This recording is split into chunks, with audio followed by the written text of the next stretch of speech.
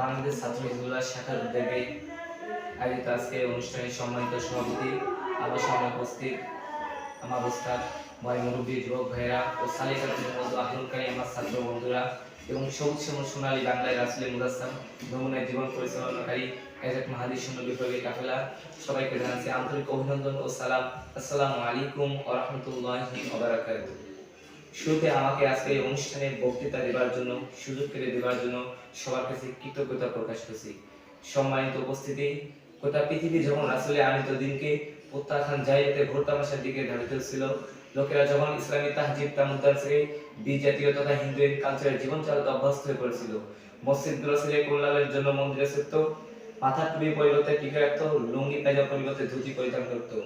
এক আল্লাহকে ছেড়ে দেশের মুসলমানরা সরস্বতী আর লক্ষ্মী দেবীর কাছে তাদের কামিয়াবির জন্য প্রার্থনা করত। ঠিক তখন এই দেশের পথহারা মুসলমানদের সঠিক পথে দিশা দেওয়ার জন্য মহান মালিক সারসিনা বিস্তৃত নামক সারসিনা গ্রামে মহান আধ্যাত্মিক রাহবার শাহ সুফি নিসারউদ্দিন আহমদ রহমতুল্লাহকে প্রেরণ করেন। তাকে যখন পীরের ফুলপুরা মরহুম আবু বকর সিদ্দিক রহমতুল্লাহ এদেশের মানুষের হিদায়াতের জন্য পাঠান, তাকে দুইটি দায়িত্ব দেওয়া হয়েছিল: এক তালিম, দুই তানজিম।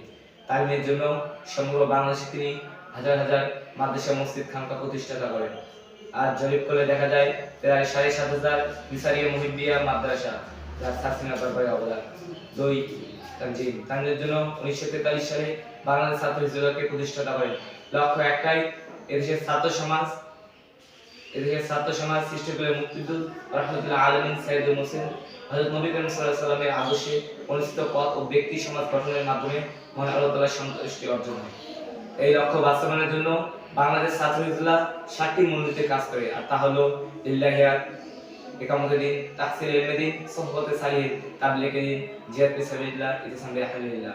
প্রিয় ছাত্র বন্ধুরা, বর্তমান স্কুল, কলেজ, ভার্সিটিগুলোর দিকে লক্ষ্য করলে দেখা যায় নির্লজ্জ, ভেয়াপনা, মাদক সন্ত্রাস দিয়ে ভরে গেছে। এভাবে চলতে থাকলে অচিরে আমাদের এই বাংলাদেশটি একটি নরকীয় নগরীতে পরিণত হবে। সুতরাং আল্লাহর জমিনে আল্লাহর দিনকে বাস্তবায়নের লক্ষ্য সামনে রেখে ইসলামী অনুশাসন অনুযায়ী আলেকুমের পদস্য দিন এবং অপসংস্কৃতির বিরুদ্ধে দুবার আন্দোলন গড়ে তুলতে রাজি আছেন। এই বলে আমার সংক্ষিপ্ত বক্তব্য শেষ করছি। সবাই সুস্বাস্থ্য কামনা করে আবারও সালাম দিয়ে বিদায় নিচ্ছি। আসসালামু আলাইকুম ওয়া রাহমাতুল্লাহি ওয়া বারাকাতুহু।